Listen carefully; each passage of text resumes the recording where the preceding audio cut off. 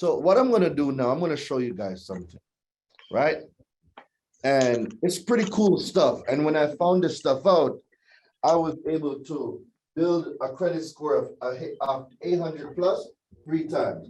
How's my audio? Is my audio good? Yes. All right. Let me show y'all something real quick. The first thing we need to comprehend is FICO, right? We know that FICO means Fair Isaacs Corporation. And the other model that is used is called a Vantage, right? This is what you get on your VANTAGE. This is what you get on your Credit Karma.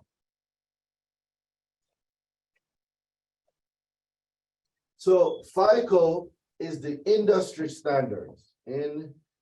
Industry standard. Vantage is a secondary industry standard. Right? There's versions of FICO 2, 4, 5, 8, 9, 10, and 10T, right?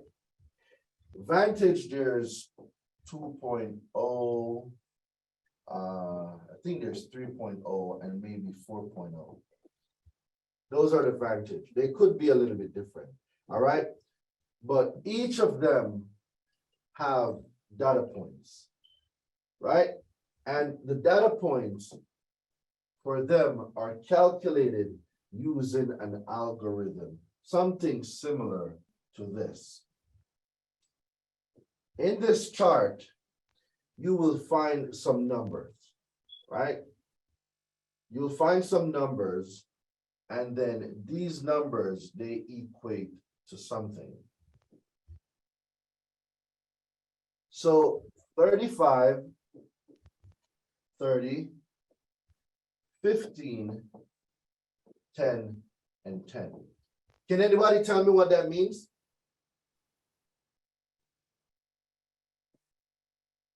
Utilization, payment history, length of credit, new credit, mixed credit.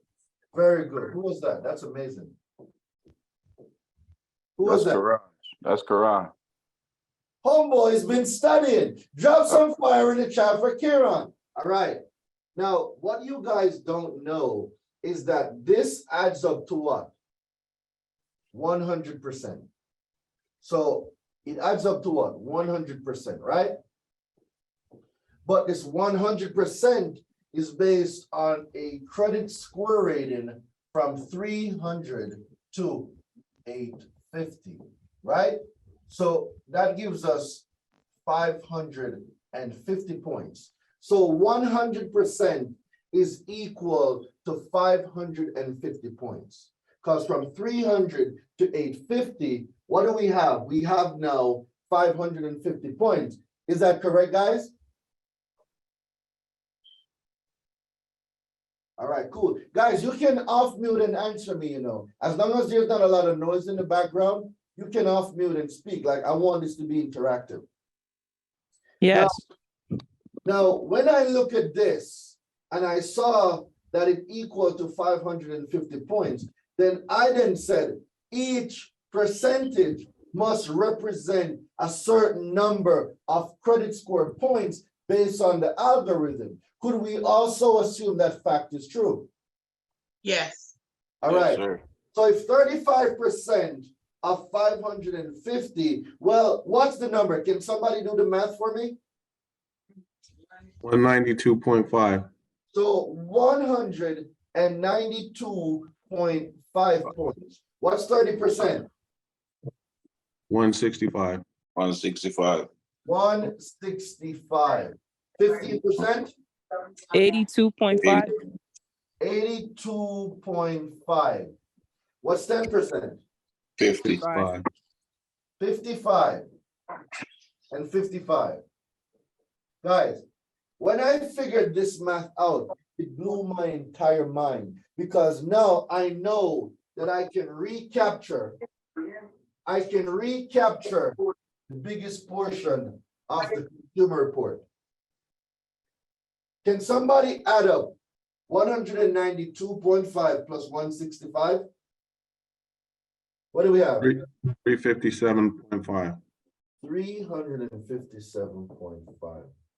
I learned that I can recapture this number because I can prove that there's no such thing as a late payment, and I can prove utilizations don't exist. Because why? When you learn consumer laws, you learn to see things other people are not able to see. So I went to the FCRA and I started reading 15 USC 1681.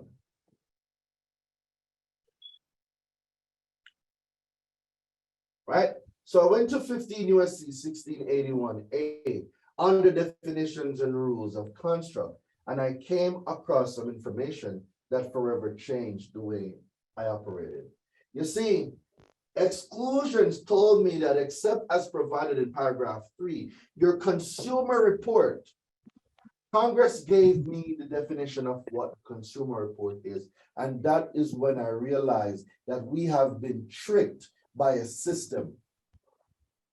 The term consumer report means any written, oral, or other communication of any information by a consumer reporting agency bearing on a consumer's credit worthiness, credit standing, credit capacity, character, general reputation, personal characteristics, or mode of living which is used or expected to be used or collected in whole or in part for the purpose of serving as a factor in establishing the consumer's eligibility for credit or insurance to be used primarily for personal, family, or household purposes, the employment purposes, any other section, any other purpose under this section. Guys, in this definition,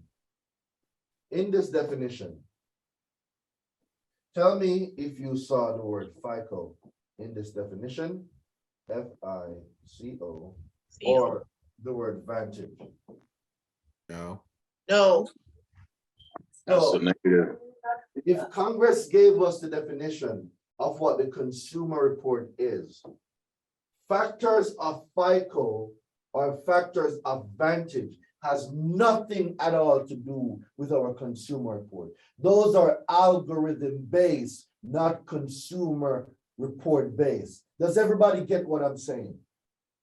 yes, Dude, when I read this and then I went down to A1 and then I learned that a consumer report does not include report containing information solely as to transaction, I had to take a breath because I couldn't comprehend what I was reading at the time.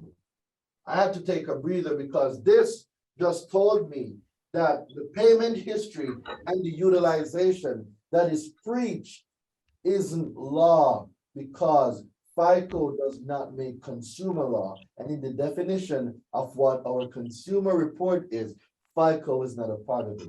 Can you understand, guys, how this just blew my entire mind when I learned this stuff? When I learned this stuff, it simply means you have the power to control what gets reported. All those late payments that they talk about, transactions are not a part of the consumer report. Experiences are not. So if you have a line of credit with a creditor and you are using 50%, that is the experience of using that line of credit.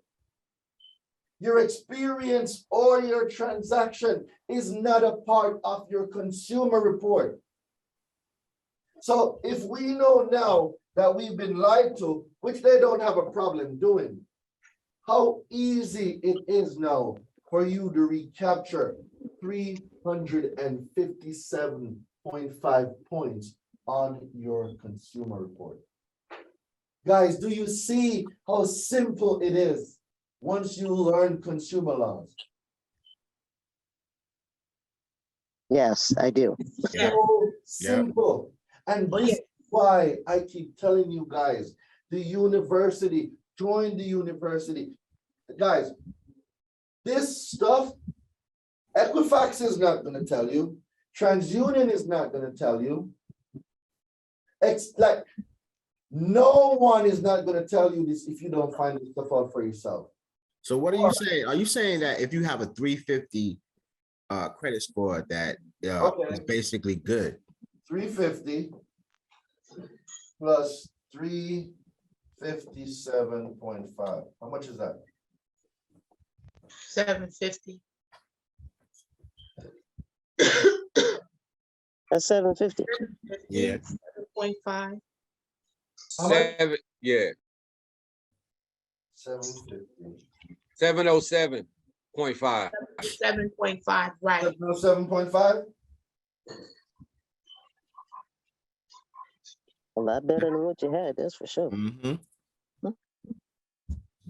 707.5. Just by learning consumer law, it already puts you at a 700 credit score on FICO's algorithm.